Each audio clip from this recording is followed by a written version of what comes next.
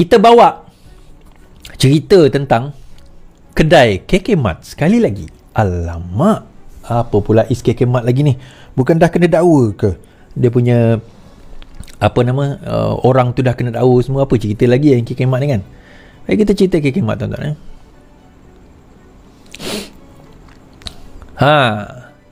KK Mart, kedai KK Mart di Perak dibaling bom petrol.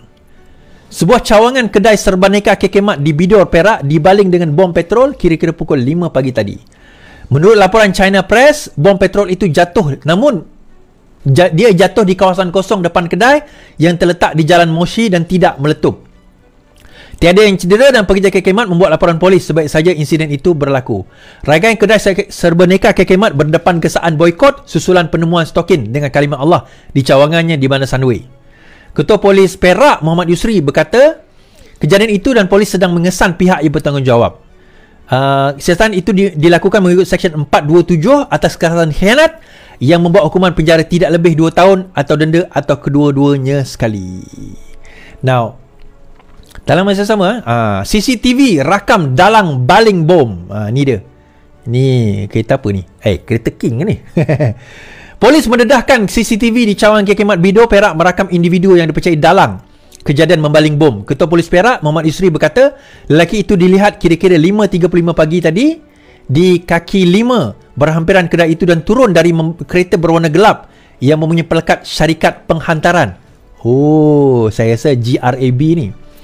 Dilihat membaling botol kaca dipercayai mengandungi minyak tanah dan meninggalkan tempat kejadian sejurus selepas itu. Pihak polis sedang giat menyiasat suspek dan kes disiasat di bawah 427. Bagi siapa yang mengetahui kes ini atau ada maklumat, maka bolehlah hubungi polis di talian berikut. Okey, pihak polis menasihatkan orang ramai supaya tidak terlibat dengan kejadian itu.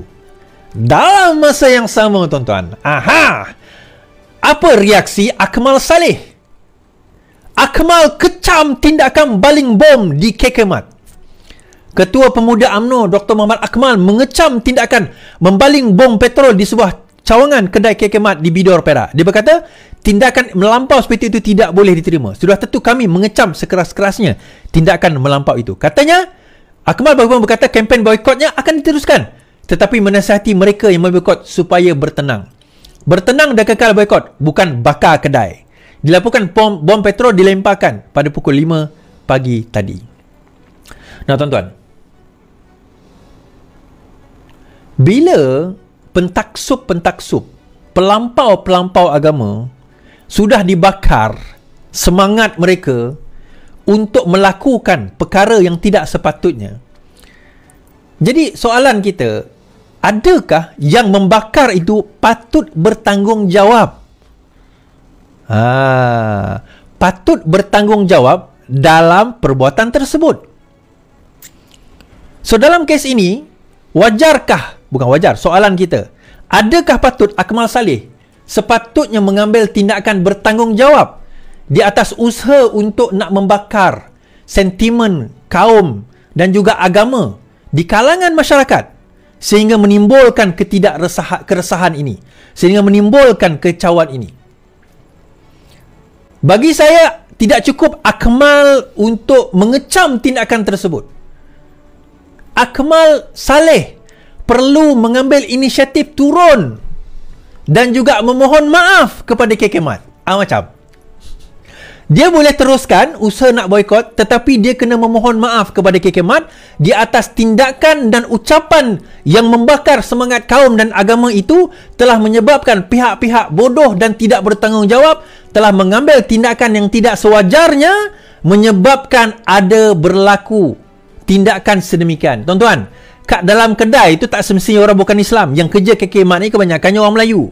Bayangkan kalau betul botol itu meletup, terbakar, yang mati dalam tu orang Islam. Kita nak kata apa?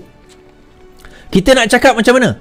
Tak payah orang Islam lah. Kalau orang bukan Islam pun sama je. Hadis Rasulullah SAW, membunuh orang bukan Islam yang zimmi lebih besar dosa dia daripada membunuh orang Islam. Tak percaya, pergi cari hadis tu. Perbuatan ini sebenarnya kita boleh relate kepada apa tuan-tuan? Dia macam ni. Niat Dr. Akmal Saleh ni baik, niat dia kan, tetapi niat tidak pernah menghalalkan cara. Niat dia nak mempertahankan akidah, niat dia adalah untuk memastikan bahawa Islam itu terjaga. Baik, kami pun begitu. Cuma kami tak ambil extreme measures sedemikian. Kami tidak mengambil tindakan yang kami tahu akan mengundang kecelakaan, akan mengundang pentaksub-pentaksub yang bodoh untuk mengambil tindakan yang akhirnya akan mencetuskan perbalahan, perkahlian, pergaduhan dan pertumpahan darah. Tuan-tuan ingat teroris itu bermula daripada mana? Teroris itu bermula mereka membaca buku-buku, mendengar ceramah-ceramah. Penulis buku itu tak bersalah, penceramah itu tak bersalah. Tetapi bila mereka dengar ceramah itu, kemudian mereka interpretkan. Dalam hal ini, Akmal Saleh tak salah.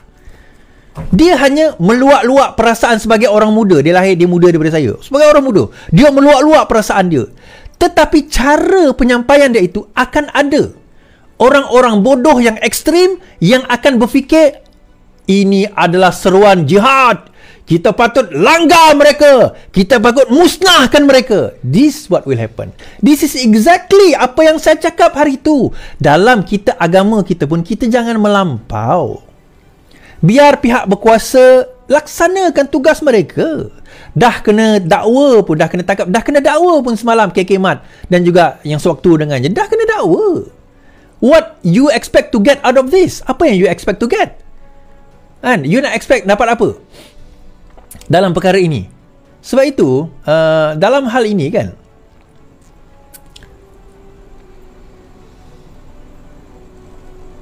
KJ yang ni saya kena respect KJ lah, yang bab ni lah. KJ kata apa?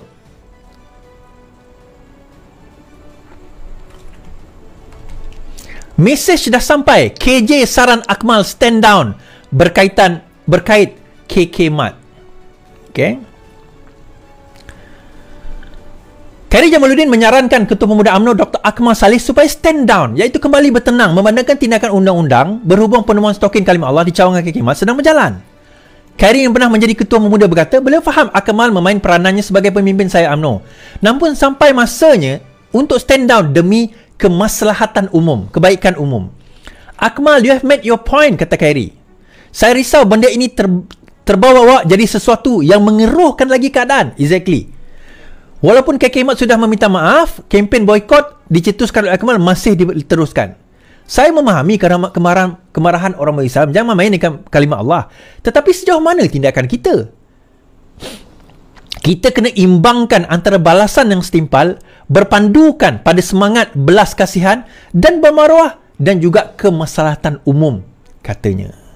So, adakah dalam kes ini kita nak kata Khairi itu liberal, Khairi itu lemah dalam hal ini? Tak. Dan wajar juga kalau sekiranya ada di kalangan pemimpin bukan Islam sendiri bersuara. Pemimpin panaskan keadaan tak boleh cuci tangan, kata MP. Ahli politik membuat kenyataan mengapi-ngapikan dalam isu KK Mat secara tidak langsung bertanggungjawab dalam insiden bom petrol dibaling di Cawangan di Perak.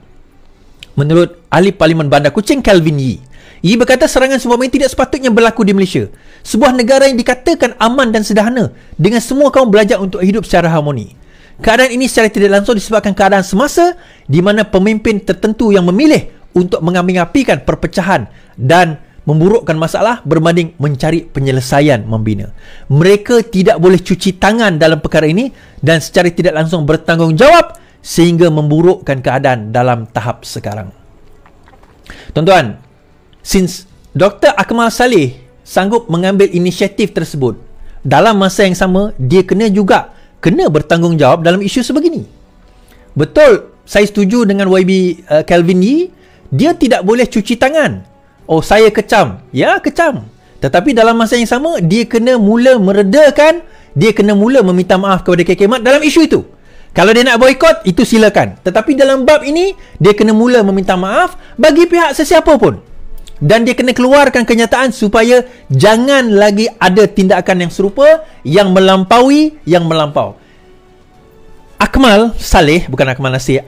Aku kalau Akmal ni aku terfikir Akmal Nasir. Akmal Saleh Anda muda lagi. You are very young in politics. Bagi saya, anda masih mentah dan green dalam memahami rencam politik. KJ ni sama umur dengan saya. Kan? Dan lagi tua tu ramai lagi lah. Kita memahami politik ni bagaimana. Nak tunggang isu ini boleh, tapi ada kaedah. Tengok macam mana cara KJ tunggang tadi. Nampak tak cara KJ tunggang tadi?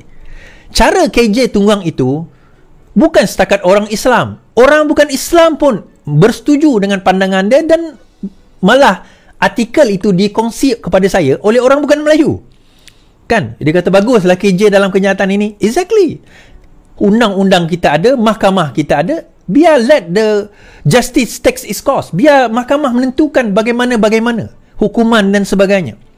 Kita nak bagi kesedaran, bagilah.